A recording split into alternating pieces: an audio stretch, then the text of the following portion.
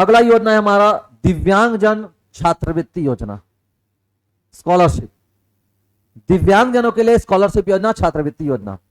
अभी देख लो जी, छात्रवृत्ति मतलब किसको मिलेगा? जो छात्र रहेगा। छात्रवृत्ति उसको मिलेगा जो छात्र रहेगा। वृत्ति माने गुजारा, तो छात्र रहने के दौरान गुजारा करने के लिए जो पैसा मिलता है उसको हम छात्रवृत्ति कहते हैं। और किसको? दिव्यांगजनों को। ठीक है, दिव्यांगजनों को छात्रवृत्ति कैसे कैसे मिलेगा ध्यान समझना।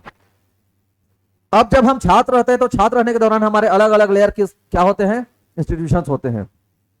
प्राथमिक शाला होती है, ठीक है, पूर्व माध्यमिक शाला होती है। तो प्राथमिक शाला कब से कब तक?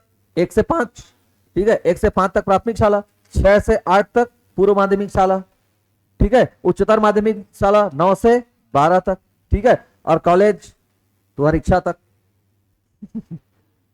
समझ में आ रहा है ना? हाँ, आगामी आदेश पर्यंत तक वाला है, जत का दिन चाहे तत्का दिन कॉलेज करता है, ऐसा रहता है। चलो, तो ये कहानी है। अब प्राथमिक शाला में कितना मिलेगा? तो प्राथमिक शाला में 150 रुपया, ठीक है, ये प्रति महीना है। 150 रुपया की राशि प्रति माह, 170 रुपया की राशि प्रति माह,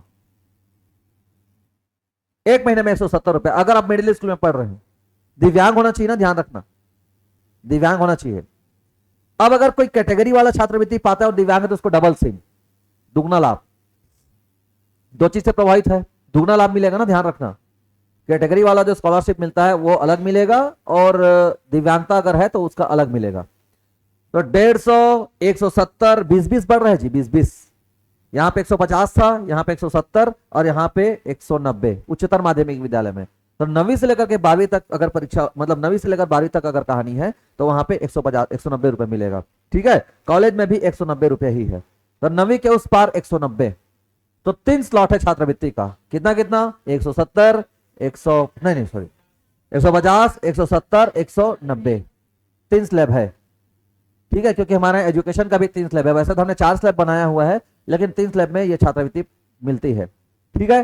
क्या बोलेंगे इसको? दिव्यांगजन छात्रवृत्ति योजना, बस और कुछ नहीं। समाज कल्याण विभाग की ओर से संचालित है, ठीक है। राज्य के हर शासकीय या गैर शासकीय संस्थाओं में पढ़ने वाले जो दिव्यांगजन बच्चे हैं उनको ये छात्रवृत्ति प्रदान की जाएगी। अब इसी में ना एक आता है, देखना, जो दृष्टिबाधित है, देख नहीं सकता, उसके लिए 100 रुपया वाचक भत्ता मिलेगा प्रति माह।